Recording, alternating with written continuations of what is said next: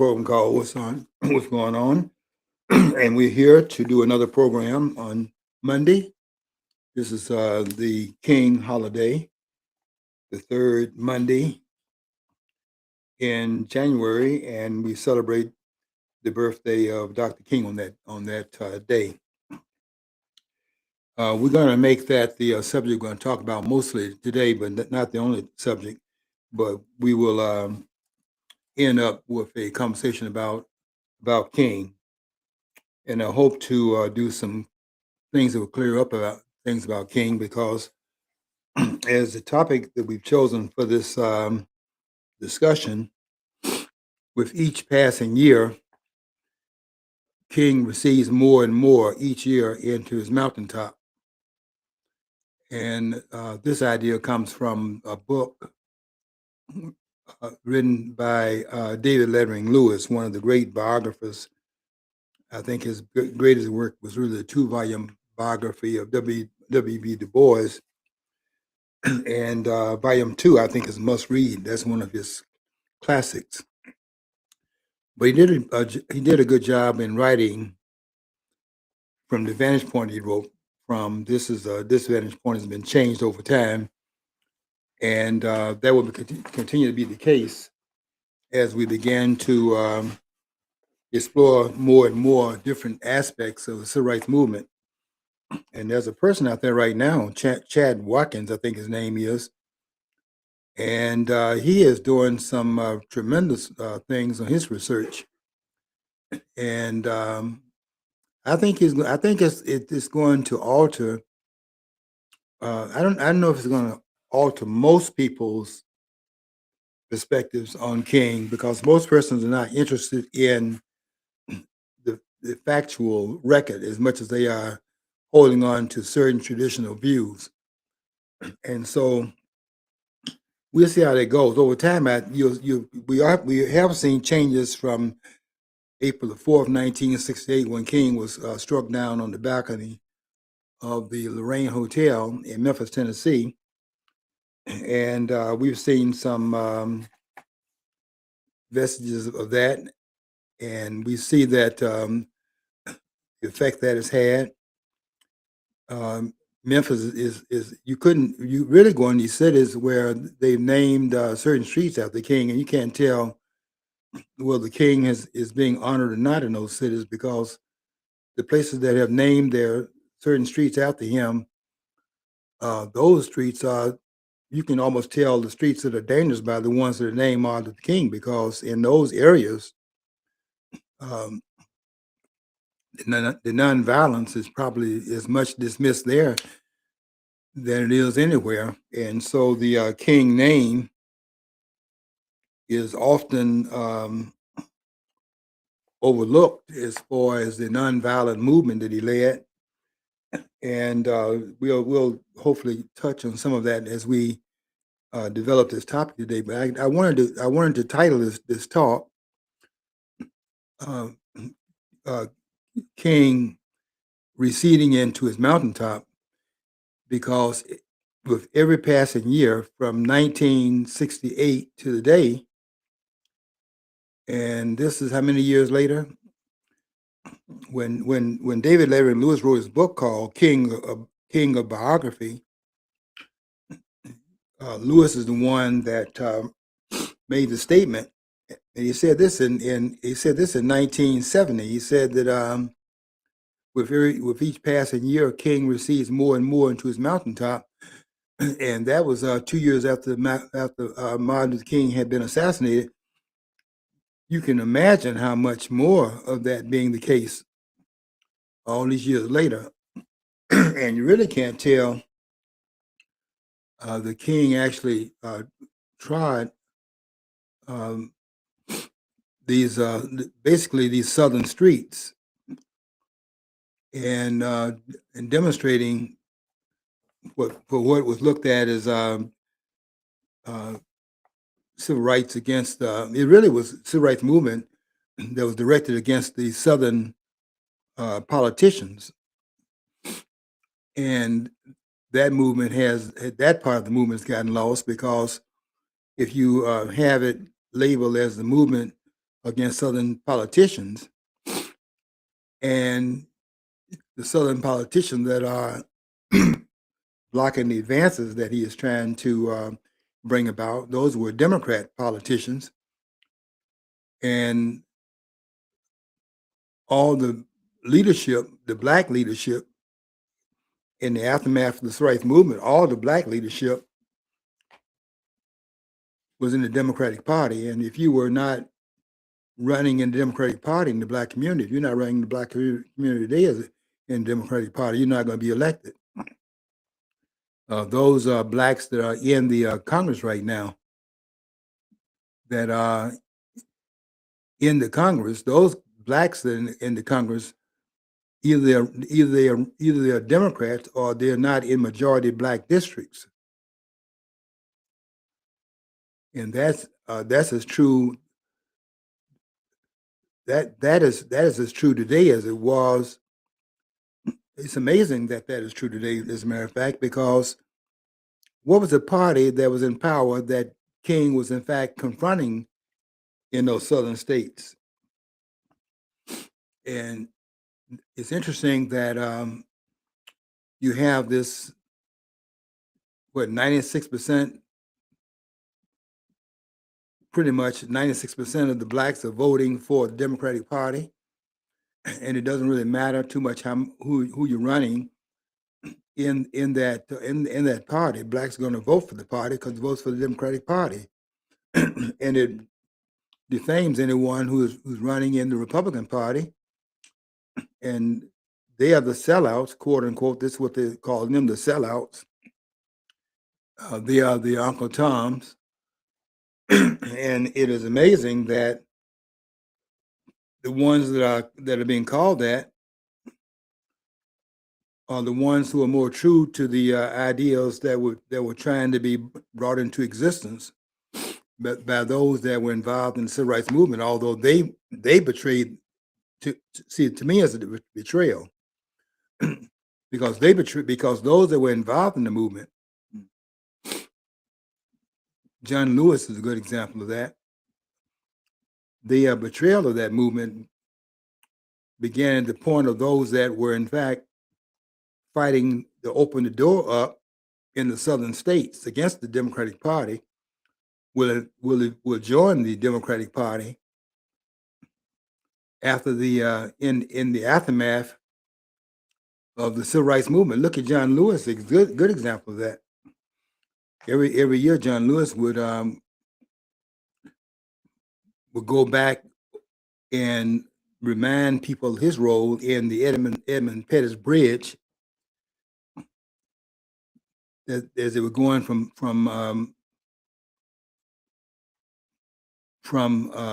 Selma to Montgomery, and he would go back there every year to just remind people, because King was receding very much in that mountain, and people had lost sight of what was the real reason why that movement was in fact set up. And John Lewis wanted to run on the fumes of that movement, which would ensure him of being elected every year without a whole lot of opposition, his election, particularly after he had set down those who were vying for that position. Julian Bond, for example, who was a member of SNCC,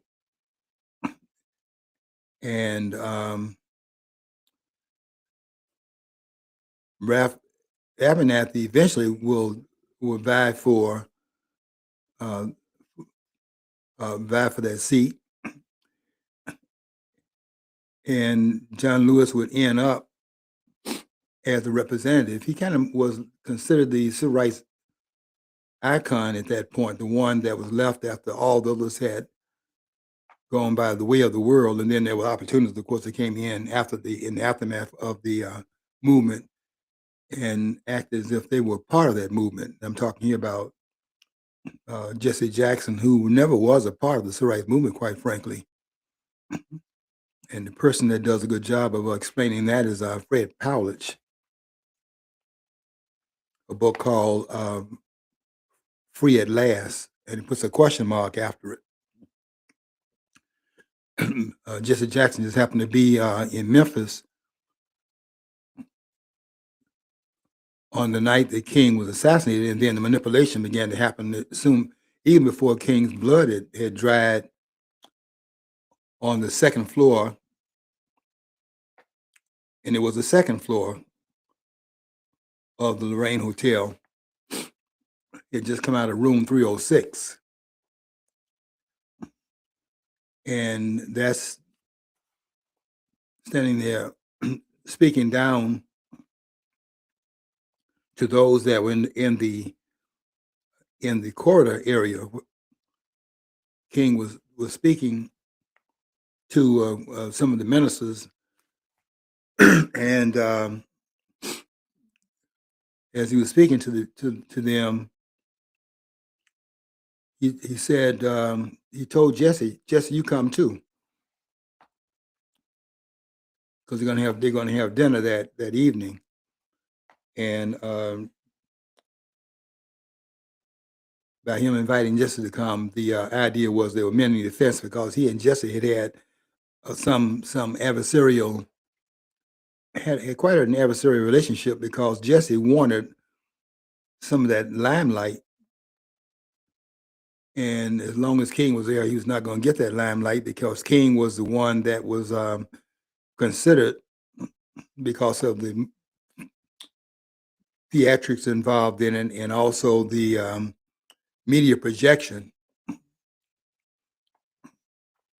The media projected King, and so most persons today look at King as being the civil rights movement. And if you go back there and look at it and see that there was a lot of animosity in the civil rights movement, because they knew that they were the SNCC, for example, the Student Nonviolent Coordinating Committee. They knew they were the shock troops. They were the ones out there with their bodies on the line and doing a lot of the hits, and they were kind of pushing to. I mean, how do you bring all these persons that are involved in the movement to the microphone? And the media is trying to tell a story and make it as simple as possible to the viewers, and they're trying to find they're looking, what they're looking for is a singularity that's involved in the movement, in the singularities that are involved. And rather than focusing on a whole lot of different personalities, Ralph Abernathy, who was King's right-hand man, and those that were other members of the SCLC. And it's basically, you could say that there were other ministers. There was the Southern Christian Leadership Conference. But the right-hand man of Dr. King was a person that would be a good second to a person of King's stature. It's like you see it in terms of the in the movie when they have two stars, and they can't have both of them standing there as strong stars in the role, because the camera has it focus on one of the two, and so one's got to be playing a different role. You could have Matt Dillon in Gunsmoke, and you'd have Chester. And Chester, they had his role. He was supposedly had a lame leg, and that's how they projected the role. The man didn't have people thought that they were sending money trying to get his leg fixed. They were so he was so good at the role. Nothing wrong with his leg, but you couldn't have two strong stars like that, because the camera has to focus in on who's the star. Come on, you had you see it in I used to watch Wild Bill Hickok, and Wild Bill Hickok is not going to be on a horse that's riding as slowly as the horse was carrying Jingles. Of course, when he's carrying Jingles, that horse was weighted down with Jingles' weight.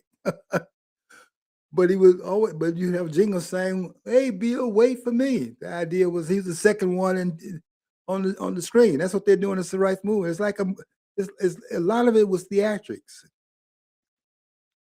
and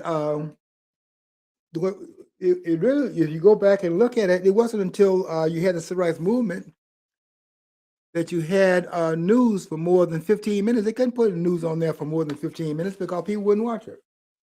People sitting in a chair and talking, that wasn't exciting.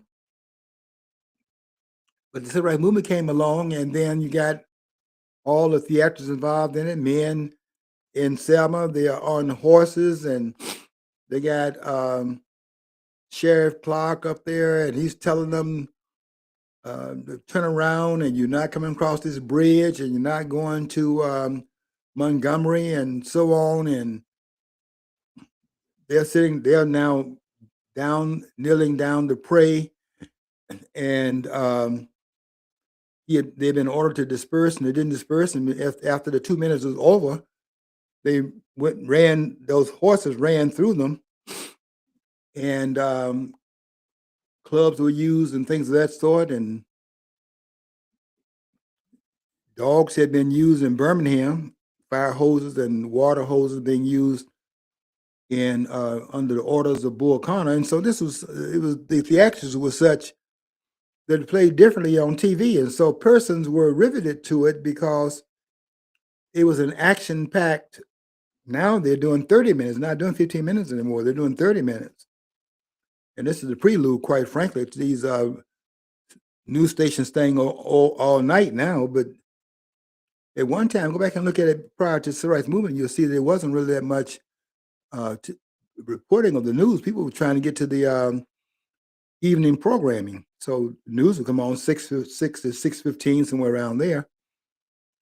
And then you go to the main menu for the station. They only had 3 at that time: ABC, NBC, and CBS. And those were the stations, and they didn't stay on past 12 o'clock. I think at 12, the 3 networks would be off, and it would sign off at the end. Hell had a way of signing off by having the Air Force, the planes flying over, and the flag and so on, and it would go off the air. But the civil rights movement began to create enough drama that it would rivet people to the TV set, and so it was a television phenomenon. And King's name got associated with more than some of the other names. But they knew out there in the field, they knew the ones that were out there that were doing the footwork, and they resented the fact that their part in it and their role was being disremembered, and King was out up there taking the spotlight. And then there's also this friction going on between the SCLC, which was the upstart organization that had been founded in 1957-58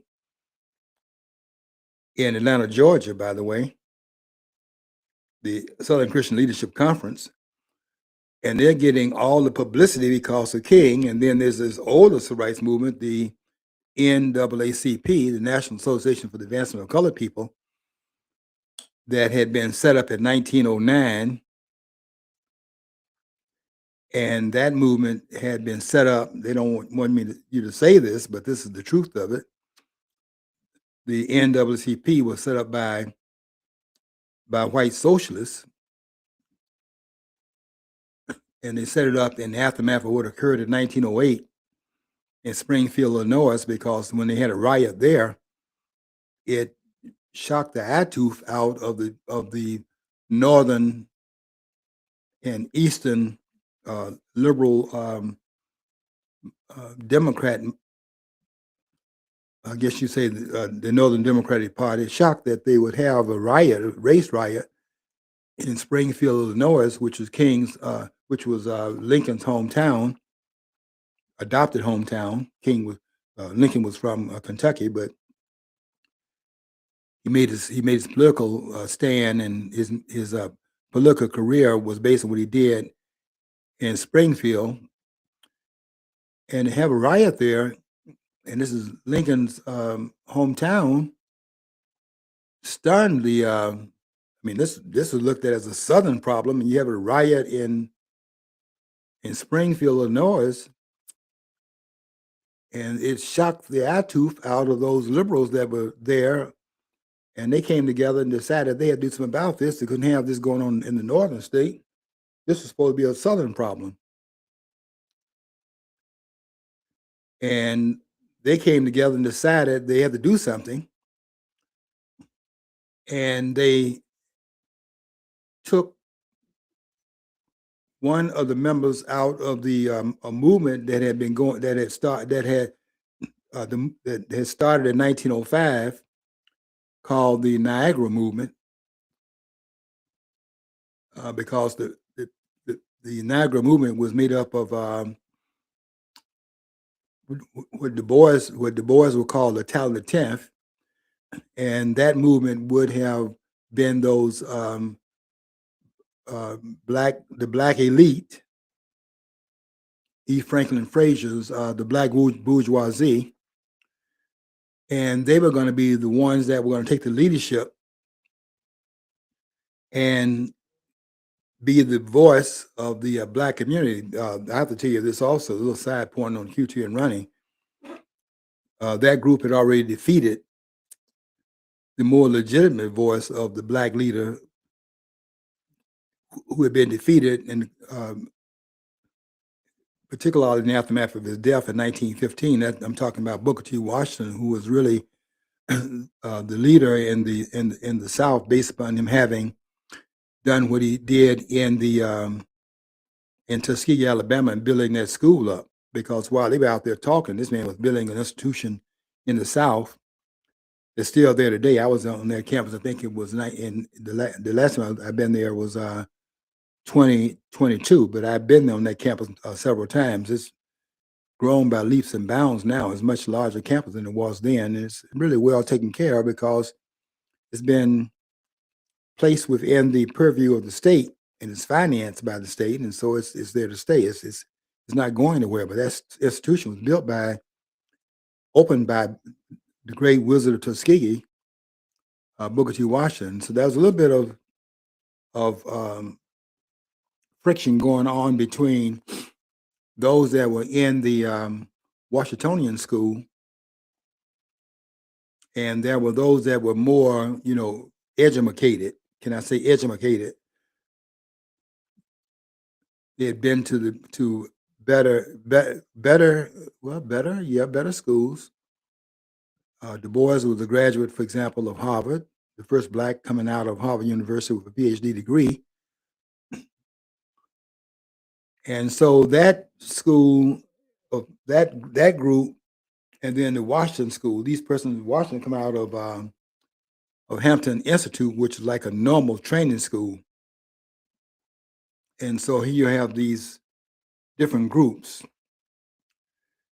And the Niagara Movement was meeting because they're going to be the ones that's going to lead. This is the Negro elite. And they're going to lead the black community. But then Springfield happened, and so the Niagara Movement, that's the one that met in 1905, 1906, 1907. They met in Niagara Falls. That's where it got its name from. And then they met at the burial grounds of John Brown in 1906 or 1907, somewhere around there.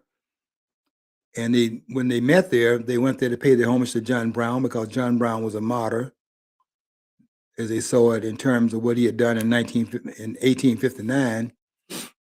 And so they went there as a way of going to some of the sites where the movement would have had some history in terms of they looked at it as one of the jump off points of their movement. And so they went there and paid homage to John Brown and took their shoes off, considering it to be holy ground. So this movement was going on, starting on the Canadian side of Niagara Falls in 1905, because they couldn't get a room and meet on the American side because when it was known they were meeting in some opposition to Booker T. Washington, people were not giving him any place to stay because the country was really listening to and following the person who had become known as the Wizard of Tuskegee. And he was a wizard in terms of being able to keep that school open and to build that school under the circumstances they had to build it under, because it was built in the heart of Dixie in Tuskegee, which is right next door to Montgomery, which was the place where the Confederacy was in fact established. He's got to work within the confines of that environment, setting up a black institution in the heart of Dixie, the heart of Dixie. Alabama is called the heart of Dixie now, because the Confederacy was founded in Montgomery. There's a lot of history to be talked about here that we're not going to be talking about on King's birthday, because King is receding into his mountaintop more and more. And he's really receding his mountaintop today, because the king that they're now bringing up and discussing every year, that king never existed.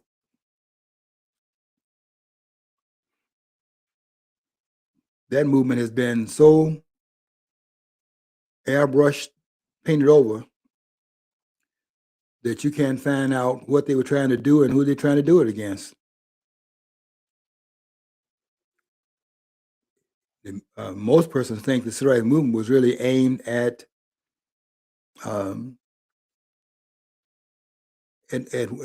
white people, and that's really interesting how that has been the jump off point now, so that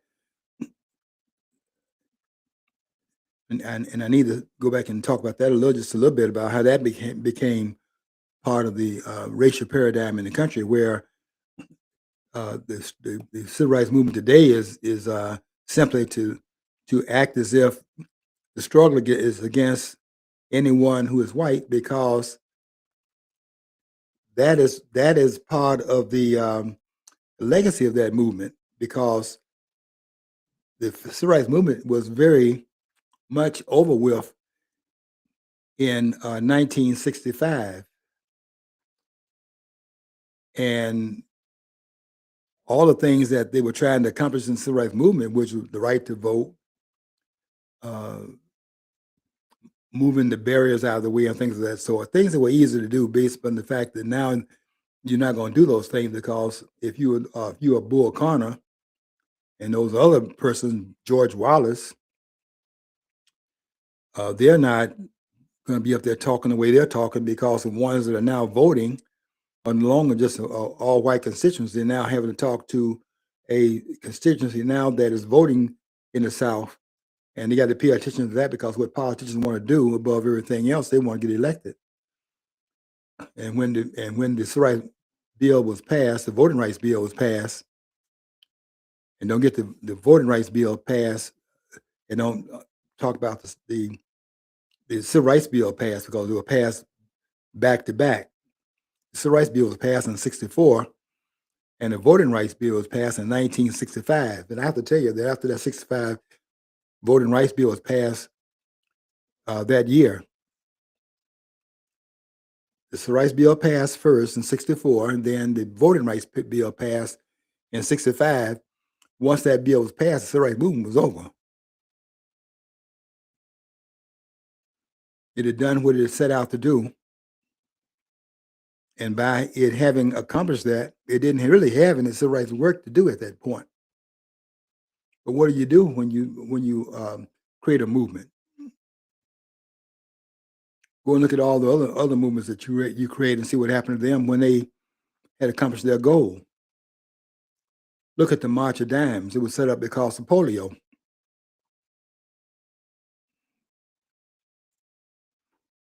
Okay. Now I know that they never have cured polio, but then because the cure was announced, and what they did, quite frankly, was to rename it in some other genres and claim the cure had occurred. But okay, once they claimed that polio had been accomplished, that had been overcome, so the March of Dimes just pack up and all that bureaucracy that had been created because of it, they just pack up and leave and say, okay, we've accomplished our goal, and so we want to now celebrate our success, but we're going home. What would have happened if Jerry Lewis had ever been able to announce that they had found a cure for muscular dystrophy? Would you think Jerry Lewis would have stopped his marathon? No, he was doing it every year. Once you accomplish a goal, it does not mean that the person that were fighting to get the goal accomplished, that they're going to go home after the accomplishment has occurred, because their name is attached to a movement. And so the civil rights movement was quite frankly over in 1965, because the Voting Rights Act made those politicians, none of them are serious, they're trying to get elected. They're not any more segregationists than anyone else was. And when they're saying things like Wallace was saying, segregation now, segregation tomorrow, and segregation forever, that plays well when you only have one constituency voting in the South, but when the other constituencies now voting, you can't say things like that. Look at how Wallace's voice changed. All their voices changed because the voting rights bill had set out to accomplish the what King had talked about. Nobody talked about this on this day, but King had gone to Washington 7 years earlier.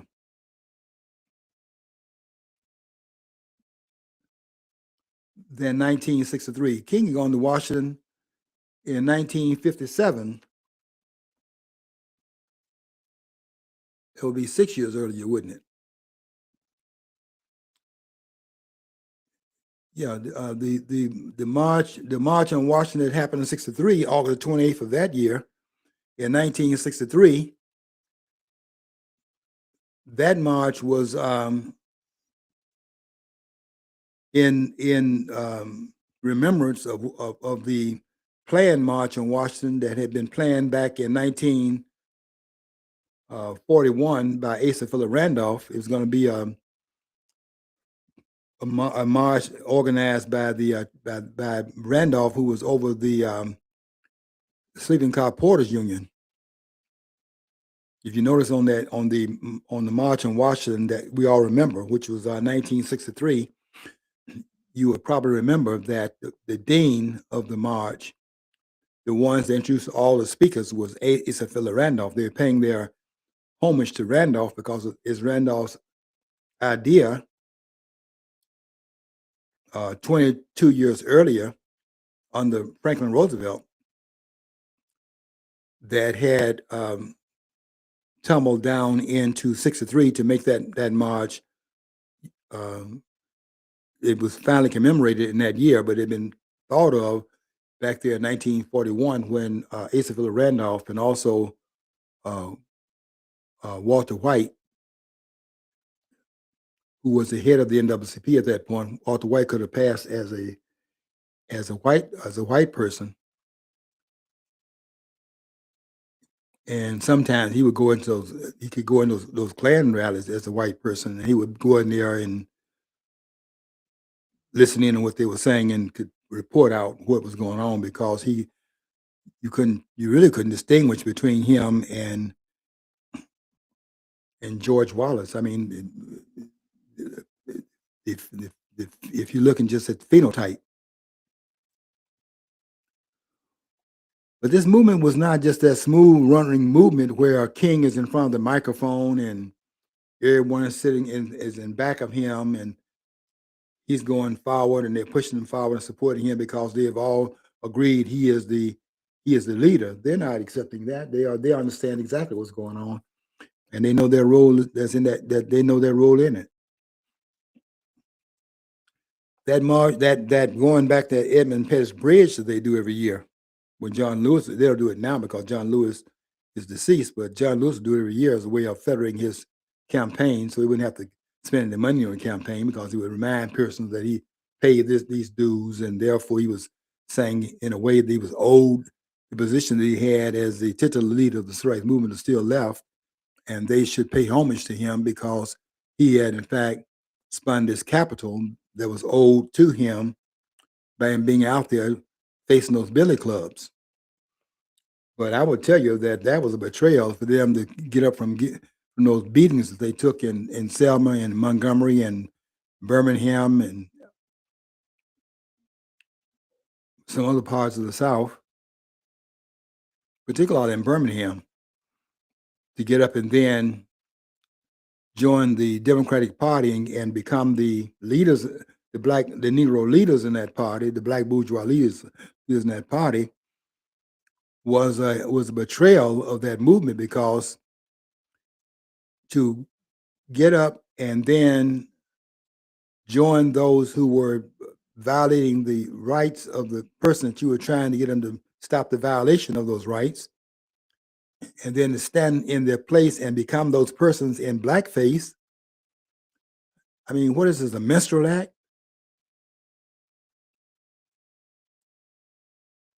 So that aspect of the of it is not going to be talked about, because it's going to be about focusing on this false image that's been created of this movement, and much of it is false.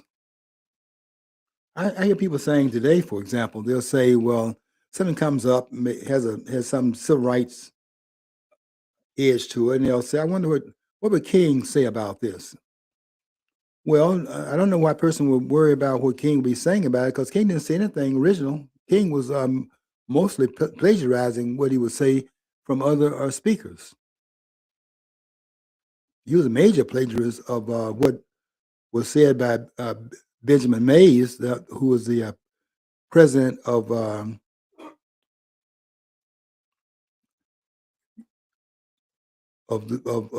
college that King had gone to when he came out of high school.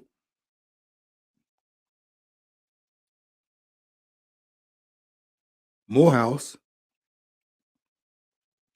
Mays was the president of that college at that time, and King would say something that Mays had said, and they hear King said. They didn't hear what Mays said. Mays was not in the spotlight, and when they hear King said, they thought it was original to King, and there was King mouthing the words, not giving any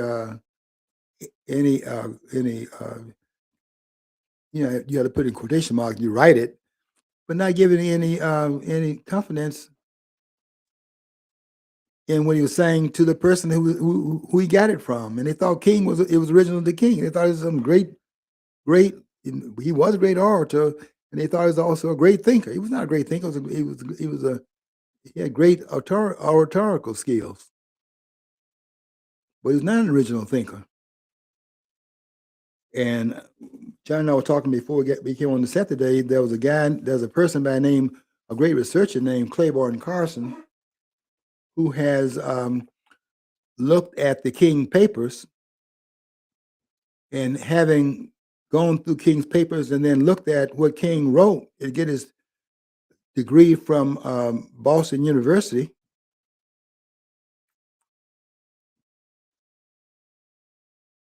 he was starting to find out that what King had written in his for his degree, that almost that whole manuscript had been plagiarized. And then to have published that, which is what Claiborne Carson did, eventually made his research known. And then what does Boston University do? in the aftermath of King's birthday now being a national holiday, what do you do with that? Well, Boston University is not going to make a spectacle of itself at this point and take all the heat they would have to take if they rescind a degree for a person now that's become an icon because they made his birthday a national holiday in 1983 and began to celebrate it 3 years later in 1986 on the Reagan administration. And so they're not going to, you're not going to rescind it, but that degree should have all kinds of quotation marks around it because it was not really King's thesis that was in fact placed in there for his dissertation. Well, I was at the university at the time that story broke, Mm-hmm. and I remember people in the press plus at the university trying to say, well, see, Dr. King was a minister, so they often borrowed from other people's speech, sermons. And I was saying, okay, it didn't wash with me because I'm saying he's at an academic setting, Yeah, man. It's got to be held to the academic standards. That's right. And that's basically, you could take a huge portion of your dissertation. That's what they call it research for, because you're already finding something that's already been done, and you just got to properly cite it. And if you do, in fact, cite that which has been done before you by other writers and other researchers, you are called in the academic community to give credit to that source and not credit yourself because it's not your work. You're not getting a degree in the other person's name. You're getting a degree in your name, and you have to, in fact, credit the person who, if you're taking something from the other person, you have to then credit that source, and King did not do that. And that's throughout his dissertation, where they were stunned to find out some of those other theologians had written these things, and I'm talking about whole paragraphs and pages and so on and so forth, is taken and no credit given, like in the footnotes anywhere.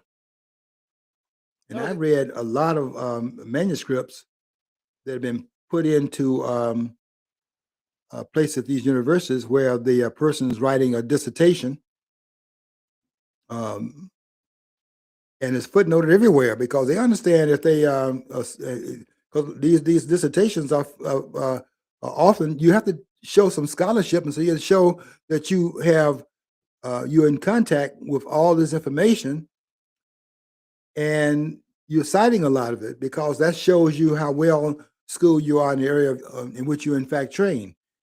But if you don't cite the source of the comments that you in fact are making, and you are not putting quotation marks and accepting it and making it seem like you are the author of it, that is almost like a no-no. That's an F in the academic community because there's nothing more serious than plagiarism. That's the worst taboo you could violate in academia. You can't. That's right, John. That's the apex of the violation to steal, because they're stealing somebody else's ideas and work, and then not giving credit for it in the academic community. That's probably the largest sin that you can have in the academic community. I can't think of anything that's worse than that. Bellasace, or whatever his name, he wrote a book called Army in America, and it was it basically said that Americans didn't have free access to arms ever at any point, and he cited records he found in court records, and allegedly, well, they went and investigated it, and he taught at Emory University.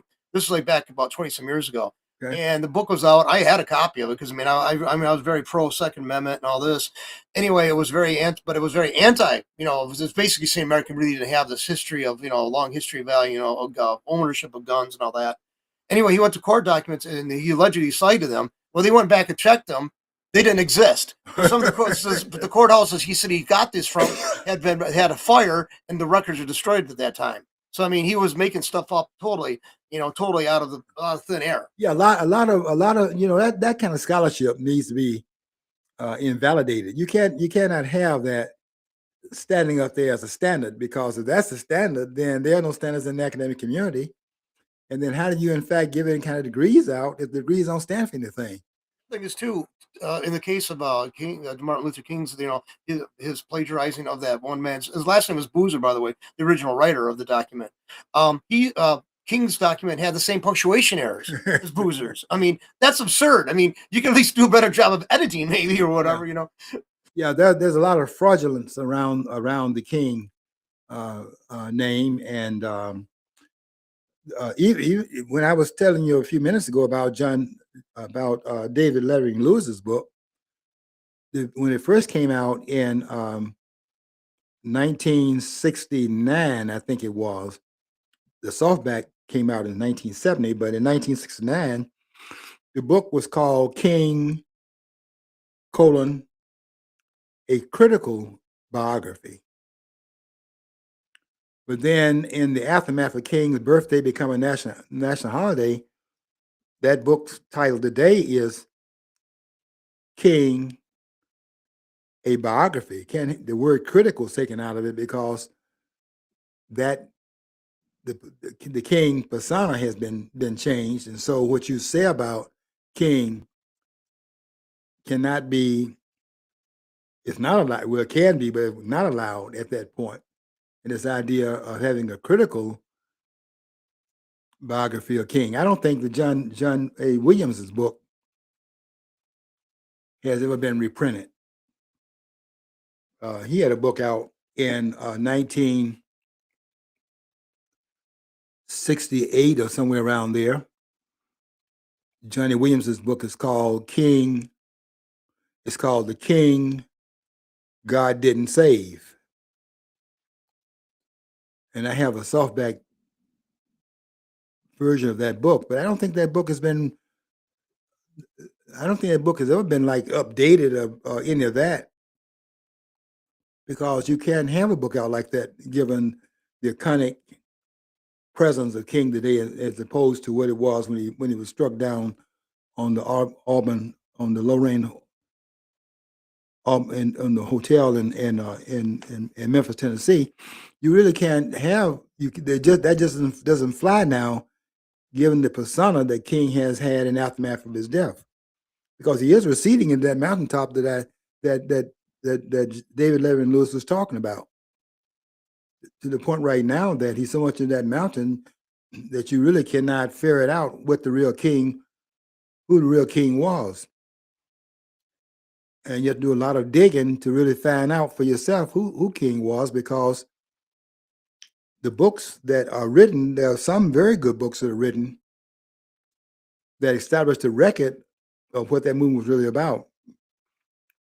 And each one of the ones that was out there, one after the other, topped the one that went before it.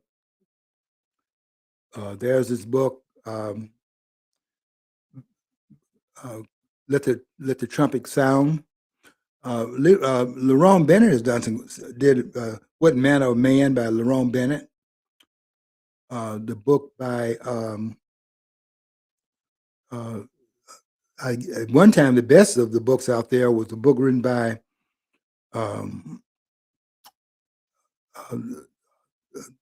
Bearing the Cross. And that book stood as the Bible of that movement for the longest while. And David Garreau's book, that was like the apex of all the books that were out there. Bearing the Cross was like a biblical text of the movement, because it just covers so many different parts of that movement. There was almost not. It's just something like, what else do you have to say? Well, others came and had other things to say. And then after that book came out, one that came out over that kind of went above that was a series of books written by Taylor Branch. And you go and read Branch's work, probably the best of which would be, all of them are very good. He got 4 main volumes in the civil rights movement. Not all of them concentrating on King. One, volume 2, Pillars of Fire, which is the second volume in that series he wrote.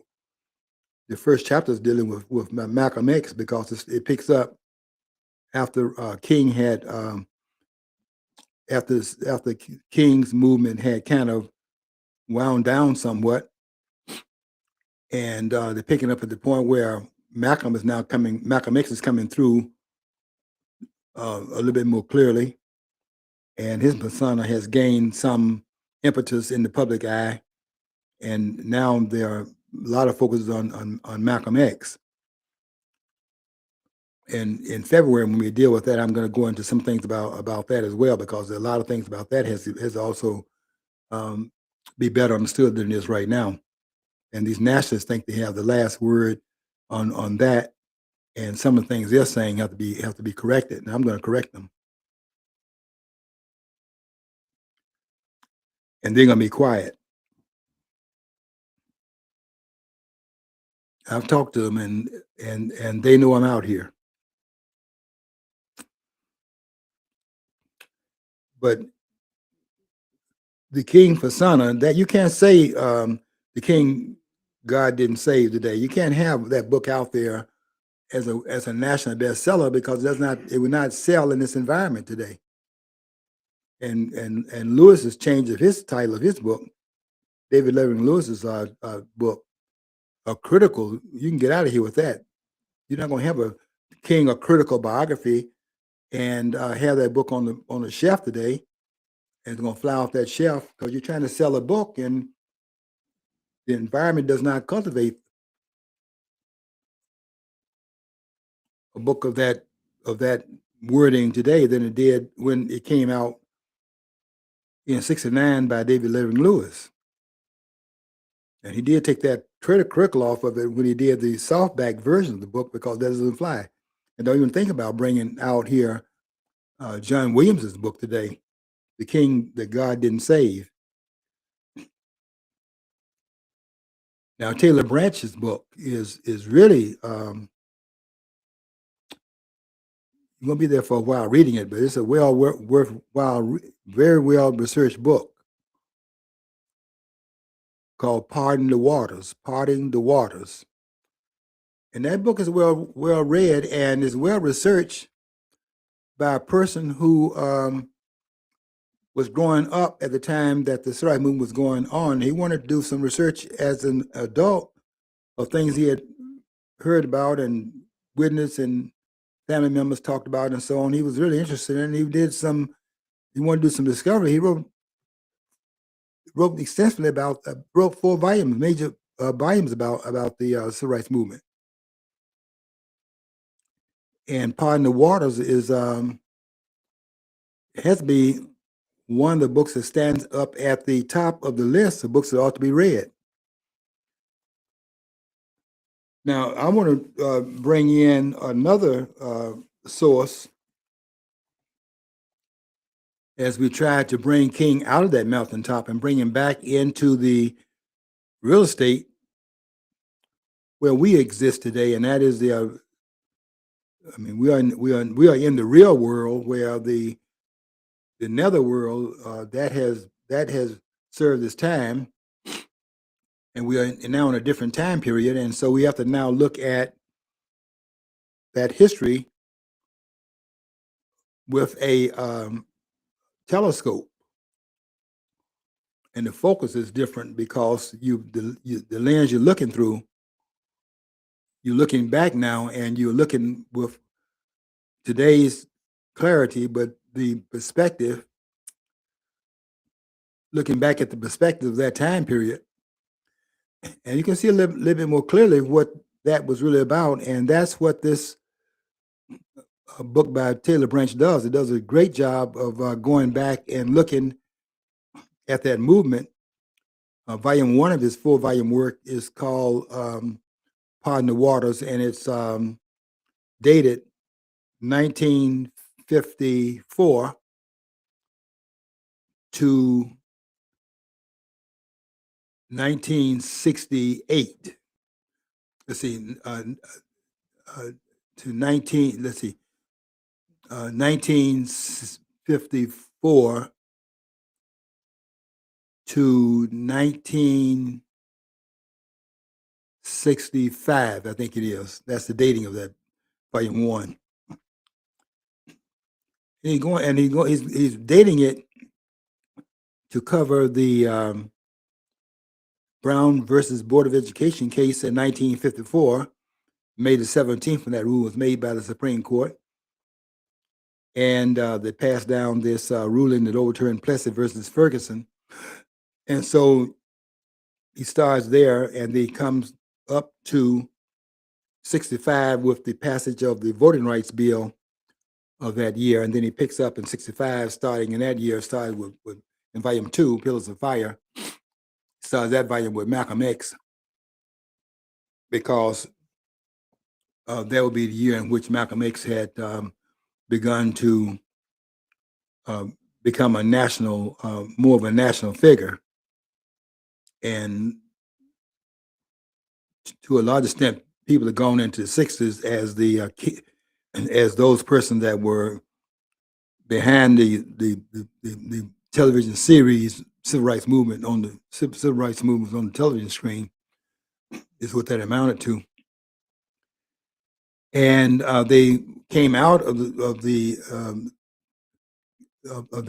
after 65 with the civil rights bill passed in 64 and then the voting rights bill passed in 65. They came out of that a little bit more militant than they went into that, and so they came out around 65. They were, and the difference was that there was a little bit more militancy in the community, and Malcolm X's name had gotten attached to that part of that movement, and that's why Taylor Branch starts off volume 2 of his 4 volume series. He starts out talking about Malcolm X, and he does a very good job of dealing with the Malcolm X era, because I'll be dealing with this next month on the anniversary of the assassination of Malcolm X on the 21st of February, 1965, and I'll be dealing with some aspects of what happened in that movement, and some of the things I'll be saying here will be somewhat controversial and surprising, because after having read this book called The 48 Rules of Power, I can see now how you can be in a movement and create a danger in the movement, because the movement has certain kind of parameters around the leader. And if you violate some of the canons of that leadership, if you in fact just assert yourself in certain ways and your energy toward that leadership is such that it threatens that leadership, then those that are privy to that leadership and also those who are subservient to it will consider you as a threat to it, and that could create problems in that movement. And that's some of that is what I'll be saying at that time. But we have to go back into these movements and not let them recede into these mountains over time, and make sure that we are every generation is called upon to hold on to its history, the country's history, and to not let it be parroted to be something that it wasn't when it was in fact made, and to be something that it wasn't not intended to be. That's what we're doing in the country right now, by the way. We're doing that in the country, where we're trying to pretend that the founding documents have to do what is going on in places like Minnesota and these other places that where they're out here raising this ruckus against ICE and things of that sort. And you really, who are the villains and who are the heroes? Who are the heroes in this? And it's amazing that the heroes are the ones that are the ones trying to protect those who are violating the law, and then those who are trying to enforce the law, they are the ones who are the villains. That's amazing, because we're not doing a whole lot of analysis here. We're not doing a lot of reading, and so a lot of things just going over our heads, because if you're not reading, if you're not really doing enough research and just paying attention, people can tell you anything.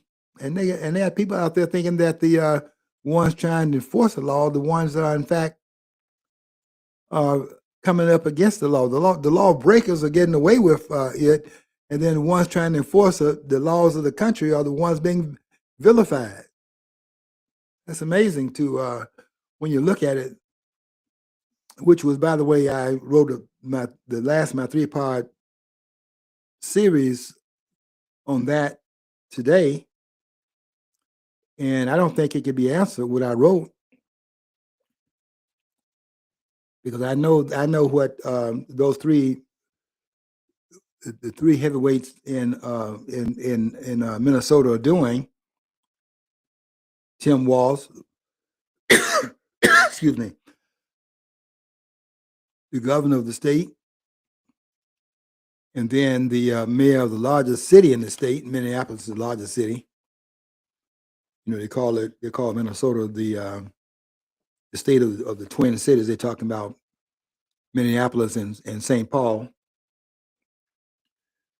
But the largest city in the state is Minneapolis, and that city is the mayor has been for 3 different terms now, has been Jacob Frey, and then this Somalian anti-American naturalized citizen who we'll see if they are going to take the necessary steps. It's going to be hard to do it, but if they're serious, they will take this step, and that is to naturalize Ilhan Omar, because Ilhan Omar was in fact naturalized under pretentious conditions, and now that we know that she lied in terms of her affidavit and did some things that were not, if that had been known, she would never have been naturalized. And so there's now a movement, certainly Trump is trying to lead it, to bring about a denaturalization of a citizenship, and then after that has happened, then to deport her back to Somalia, which that should happen, by the way, but I'm not going to put in any wages on it. But it certainly should happen, because you cannot plagiarize on your affidavit either, and say that you cannot say untruths and then have your citizenship validated based on false claims you made, because the information you provided is not true, and so the claim upon which your citizenship was granted cannot stand upon that falsehood, because it was not the basis upon which the citizenship was in fact authenticated and obtained from the authorities of the United States. But we don't know how politics will play a role in the decision making, but what should happen legally, you see, we can't do everything just because it's legal to do it. There are a lot of political barriers around it, and so I'm not at all optimistic about it, but I know what should happen based upon the fact that you cannot lie and become a citizen based upon false claims that you made. And it's well known that she lied. It's well known that this woman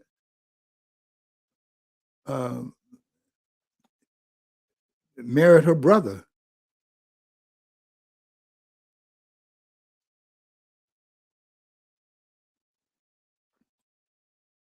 As a pathway to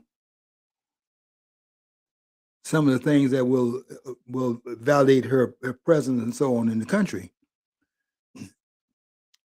So it's amazing, but it'll be amazing. I'll be amazed if any action is taken against it, because some things become hot potatoes because of the context, and the context today is very different. That's why you have Waltz and Frey, Ilhan, and then this other guy. He's not getting as much publicity as they're getting, but he's also out there in the mix. And that's Keith Ellison, who is the Attorney General of Minnesota. And notice how many times you see the Attorney Generals coming up in the mix of these things that are happening in the country where there's an upheaval going on. And then look how many times you see the Attorney General and the other persons are in the hierarchy of the of the government involved in it, because that's how they get away with it. You make them part of the criminal culture that you are in fact extrapolating into the landscape, and you make them part of it, and they are part of the person getting paid as a result of the money being scammed through this this money laundering, which is what it amounts to.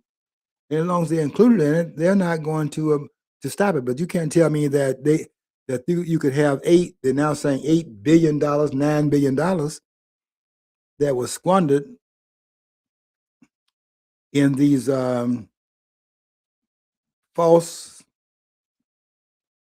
businesses. Supposedly, they love to claim that government was funding this business and that business because money comes directly out of the coffers of the government, and they have unlimited access to money because they have access to the pockets of the American people. And so if you can get the government to start paying for these scams, the money is endless in terms of how much money will be available. They're not talking about $8 or $9 billion that have been scammed in Minnesota by these Somalians who have a presence in that state. There are more Somalians in Minnesota than there are in any other state. And then there are others like that, like Ohio's one, and a couple of others that have a large presence. And because they're being brought in here as a voting bloc, politicians do not want to touch them because of the fact that what politicians' interest is, and the interest of politicians is to get elected. And that's the bottom line of all politicians. They're not going to do anything that risk their being turned out, because then they have to go and get something that is a legitimate job, would not just be sitting in chairs all day claiming that they are in fact working on behalf of the American people. When the fact is that there's not one person in Congress working on behalf of the American people. There's no representative of the American people in the House of Representatives, and there's no representative of the American people in the Senate. That's why Tucker Carlson, by the way, is saying that he didn't know why people are paying taxes, because the country's founding is upon no representation, therefore no taxation. So he's raising the question: why are they paying tax in the United States? Because he's raising the question: you're paying tax, but you're not. There's no representation that your taxes is not being paid to a government that's representing you. You pay taxes to avoid going to prison. That's why you pay it. And it's coercion. If you pay it for the reason, you're brainwashed. If you're paying taxes because you think that the government, I tell you how you can look and see how how false that claim is, that the government is in fact representing you. Look at how they brought in these immigrants. I tell you what you should also see. There's a book coming out tomorrow, but you should go back and see this program last night on Mark Levine's program, Life Living to Levine. He had on this great researcher, one of the great researchers in this country today.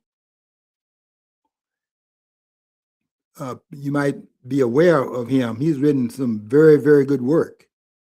Peter Schweiker. His latest book was the one he was discussing last night. It's called The Invisible Coup.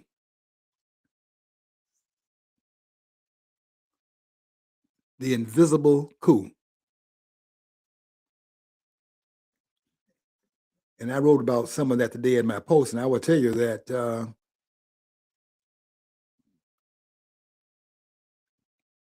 they do not want to penetrate and make that coup visible, because that invisible coup ran this country for 4 years under Joe Biden. And so all of this historical, all this that's happening right now on King's birthday, and what we are experiencing by bringing King's name up, the national holiday being celebrated. They'll be talking about King on programs all day today. They're not going to be talking to real King, but we cannot lose sight of the historical record. We have to make sure that our history, that the history of the country, is not lost in any mountaintop, and because we got to extract out what really happened, so we can build upon the truth of the country's history and go from there. We cannot build the country's history and go forward based upon lies. And that's not only true of King, it's also true of the country's history as well. And we have got to pay attention to everything that's happening right now and stop letting people lead us by making these claims that benefit them as politicians, but does not serve the interests of the country. Okay, King, you are celebrating today, and that celebration hopefully will become more and more accurately told and celebrated and understood as we go through time. We're not there yet, but we are hopefully going to eventually arrive there. Okay, we're through with that topic for the day, and we'll see you next week at the same time. Until next week, I want you to follow your dream. If you don't follow your dream, you'll never know what's on the other side of the rainbow.